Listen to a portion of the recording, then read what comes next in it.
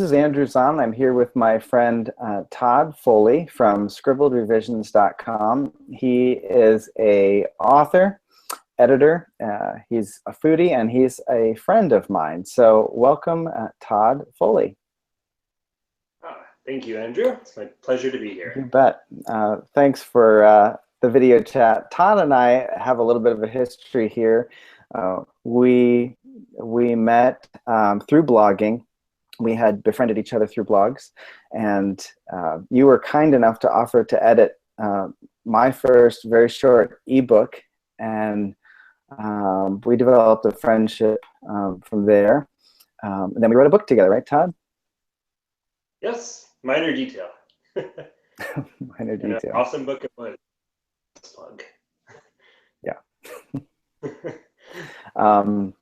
You've recently written a book called Charades, and I just finished reading it a couple weeks ago. And how is Charades different from some of your previous work? Well, that's a good question. This is my second piece of fiction that I've written, and it's different in that I guess this one was written through the first person, so it was a much more, I guess, immersive experience in that way, but interesting because the narrator is not much like myself at all. So it was interesting taking on a voice of someone different from me, and kind of, I guess the story is about stories and the stories of other people, and of observing. So as I was, through the narrator's eyes, observing these other people around him, I was able to observe the narrator himself and kind of get to know him and his story. So yeah, it's the shortest piece that I've written, with twice as many characters as the previous book. So that was a bit of a challenge there, but it's an opportunity in learning how to be concise. So certainly. That's great. I think it's interesting that you mentioned first person. That was one of my favorite things initially about the book, until I got, maybe 2/3 into it and like really started to be super intrigued by where this was headed. But I love that it was in the first person. And I love that you could be so personal with that. It's interesting, like I said, that you mentioned that, because that was my next question. The central character is named Otis, and I'm just kind of reading my notes over here. I'm sure you had many ways that you could voice the character, and you chose first person. And my question was, how did this help you to tell the story better? I think that to me, because it is essentially a story about other people's stories, it helped give me, I guess, kind of an eyewitness perspective on these other, this collection of the people around him and the circumstances around him. And I found that, I don't know, I think that the process of having it in the first person, it had me asking myself, okay, if I can't understand what he's seeing, like how's the reader supposed to understand as well? So it kind of helped me to see, like in my revisions and going back over multiple drafts, how bad it was initially. Sure. too, and how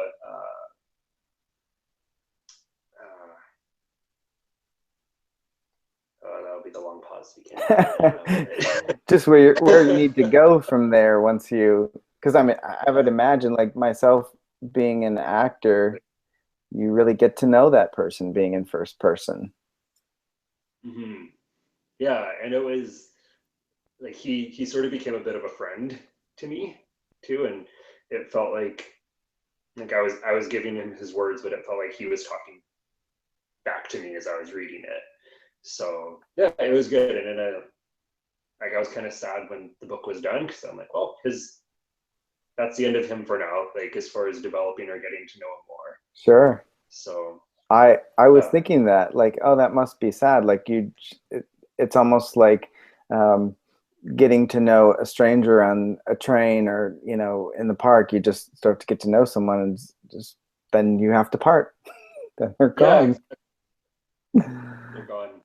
Well, honestly, I really appreciated that, and I could see that um, uh, going really far as I mean, not to compare it to um, Catcher in the Rye, because they're totally different stories. But for some reason, I thought of that because it was told in the first person, and it was just one of the first things that came to mind as far as like really getting to know Otis, really getting to know this person. It had a similar feel to me because of that. Oh, thanks. It's a very flattering, well, not comparison, but to be in the same sentence. Well, I think from a Yeah, storytelling perspective, it felt the same. Like I was getting to know that person, so I like that. and going along with the narrator in that way. Sure. Yeah. Super important question now. I know you're a big fan of music that some would deem completely inappropriate for anybody that has a cerebral mind. Yeah. Um, a cerebral mind, is that like, am I saying cerebral mind? I just heard myself say that. That's kind of a dumb thing to say, isn't History. it? Cerebral. I think I was trying to sound smarter than I actually am. But what was the last song you listened to in your car? The last song I listened to, I think that it was, trying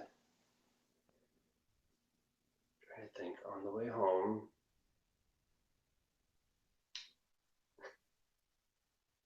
Um, what is it called? I'm pretty sure that it was "I Have Nothing" by Whitney Houston. Really? Nothing, And I was, nothing, nothing. That one? yeah. Nice. See, I almost knew I, I wouldn't be I was, disappointed. What's that? yeah. I was on the freeway and singing it, and then I got off and realized, oh, the windows are down. Up they roll. Very nice. That's so great. Important question, though. Yeah, very important. Very important. I should say that folks that are watching this interview, I am not Todd Foley. I just don't know how to get his name. My name is Andrew Zahn. I'm a friend of Todd's, and we've worked together a little bit. And we actually met, even though we live in different coasts. Todd is in the Pacific Northwest, actually in Canada, and I'm over on the East Coast. So just for what it's worth, I'm not Todd Foley. Yay for technology. Yeah, I'm trying my best here. Oh, Let's see. Along that line, what are two of your favorite authors that viewers of this interview might find interesting? Either folks that they may not know about. We always know that folks that are writers are readers. And so who are you influenced by? Who do you enjoy reading? yeah, no, that's a good question. Two of my, sorry, that's the sound of my toddler running around upstairs. I don't know. Thank you. Yeah, two. The first I would have to say is Gillian Flynn, who wrote Gone Girl, and I was a little late on the trend of catching on to her and her style, but she really her use of I think that people would call them, I guess, unreliable narrators. Whereas, in that story, she has two people dialoguing back and forth, and one says one says the other, both equally believable, but not sure who to believe. And I think that's what I really loved about the first person experience is all you know is what you're being told. And I think that's a pretty big element of storytelling to me. And not to compare charades in that way at all, but just that as a story about stories, we hear things word of mouth, and we hear things from from people, and what we hear is what we get. Is it always 100% true or accurate or believable? That's I guess that's to be determined. So I find her style very engaging but entertaining and still accessible. And Sure.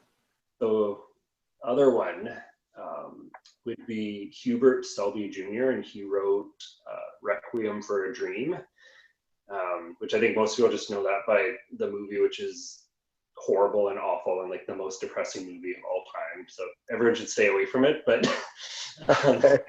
but the book, I don't think he uses any paragraph breaks or quotations or punctuations or attributing who says what. And first probably 100 pages that I read, I was thinking like, this is the worst written thing that I've ever read. Like, it makes no sense. It's not following any rules or conventions. But then as I got to know his, like, who the characters were and his style and his reasons for breaking all these rules, that like, as someone who works as an editor and professional writer, like, when there's missing quotations or things like that, like that's what irks me. But Right. it really, somehow the words that were there really came to life in the midst of, like, mechanics or anything like that. It was one of the most I guess, like, visceral reading experiences I'd ever had, where I really, like, could feel the hurt and the confusion of the characters, and in a way that it essentially was unreadable, but very much a feeling experience. Wow. I had read Gillian Flynn, but I had not read did you say Harold? Hubert Selby. Hubert Selby. Okay, that's great. Good to know. Cool. Another extremely important question. Todd is a foodie. When my wife and I and our daughter were in the Pacific Northwest, Todd and I got together for a meal. We got to share some good foods. And I wanted to know what your current go-to junk food is. Like, what's your crutch? My crutch, my bagel bites, I would say. And having them way too late at night as well. They had a grocery store nearby, had them on sale for 88 cents a box, which was very awful, like wonderful and awful at the same time. And then when it's not potato chips, or when it's not bagel bites, then it's sour cream and onion Lay's chips. Oh man, if you ever come out to Lancaster County, we'll have to take you on I'm from Lancaster County, Pennsylvania. Take you to like a potato chip factory tour or something. There's all kinds of stuff like that out here. I would never leave the factory. Oh, that would be so wonderful. amazing. I love, 88 cents for bagel bites. How many come in a pack for 88 cents? It was a 12-pack. Wow. I mean, what? My math. And I don't know if that's even that good of a deal. But I was excited. Yeah. Oh, that is great.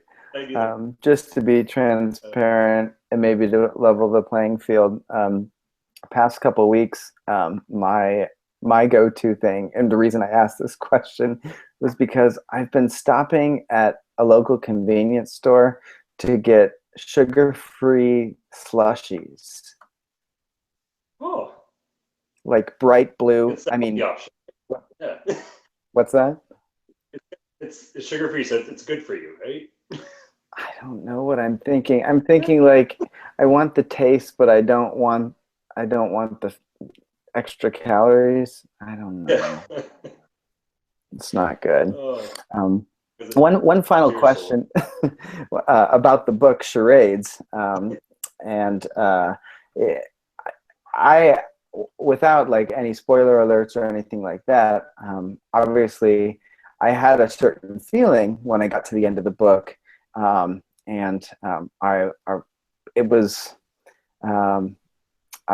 was interested, and it was exactly what I want to feel at the end of a book or a movie. and I'm struggling for words because I really don't want to let the cat out of the bag or anything. But I wondered, what do you hope your readers might think or feel after completing a reading of Charades? Mm-hmm. Because Yeah. and I asked that question because obviously you're going for a certain a, a certain feeling, and I was just wondering if you could put it into words what that No, is. I tried to think of the way to put it into words without giving away the ending, which was my favorite part of the experience. I think I'd want anyone who reads it to feel that, um,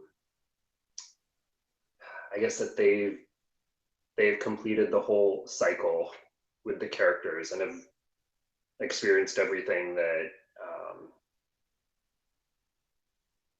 to an extent, yeah, that they've experienced what the characters have gone through. And Mm-hmm. I hope that some people might really love it and some people might hate it. But as long as, I guess, if you remember that it made you feel something, I guess that would be my hope, is that it makes you feel something, whether it's uh, satisfaction or questions or yeah, good or bad. I hope that people feel something from it. I love that. I think that's great, and I'm a big proponent of. Yeah, oftentimes I'll think, why do we do what we do? Why do you write? Why do I do what I do? Why does any creative person do what they do? And I think for people like yourself, you know, that they really want to take away that numbness that Mm. can kind of creep into our day-to-day lives when we're just doing things, and to make us feel again. And I think that you definitely accomplished that with Charades. Um, Thank I really enjoyed reading it myself. Is there anything else you'd like to add about your process, or anything that you were surprised with along the way? You mentioned earlier about realizing how bad certain parts of it were, and how you got to know the character. Maybe you outlined ahead of time for writer folks who are watching this and want to self-publish or get published by a publisher. Um, any tips or tricks that you learned along the way that you'd like to share? Yeah, it was the first my first novel that I wrote. Like the story was developing as I wrote it. I didn't really know where it was going. Whereas with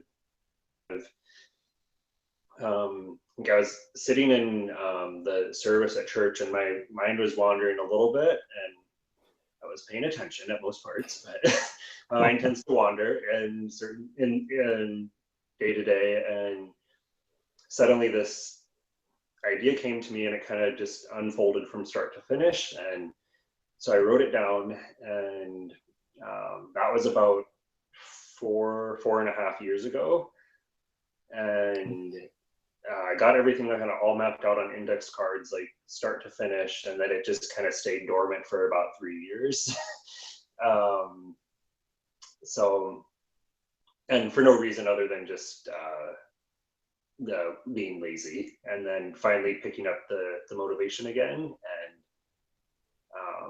because the ending was my, like I had full character profiles this time, like who are they, like body language quirks, how they react in certain situations, and to use. And so I had the full vision of everything. And the last chapter was the one that I was most excited to write, but I didn't let myself write that one until the rest had been started, from start to finish. And then through the writing process, it probably, like a chapter would stay dormant for maybe 3 or 4 months, and then I would go back and read what I'd written, and oh, this is really bad, or this makes no sense and doesn't fit at all. So Mm. hack out those like several pages. So it was think for a project that I was really passionate about, it was good to allow myself to become distant from it, to look at it a bit more objectively. So that's great. Very, very cool. Thanks for sharing that. The book is Charades, and it's available on Amazon. I actually read it on my Kindle. Are there any other ways that you want people to be able to access this book? yeah, just Amazon. It's paperback and Kindle, so whichever your preference is, that's the place to go. And if anyone does happen to read it or get their hands on a copy and finishes it, I would love to hear your thoughts.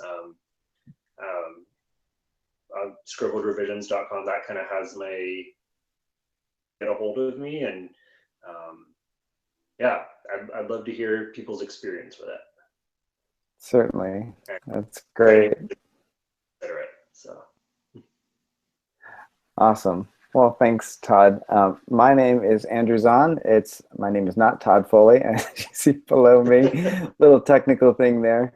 But Todd Foley has been talking to us about his new book, Charades, which is available in paperback and on Kindle on Amazon.com right now. Go out and grab a copy. It's a great summer read. Thanks so much, Todd, for sharing this time with us. I'll post this on my blog and share it on Facebook and stuff. We can get some people reading some great fiction. Awesome. Well, thanks for the opportunity and for the conversation, and thanks for your enthusiasm too. Sure. Thanks so much.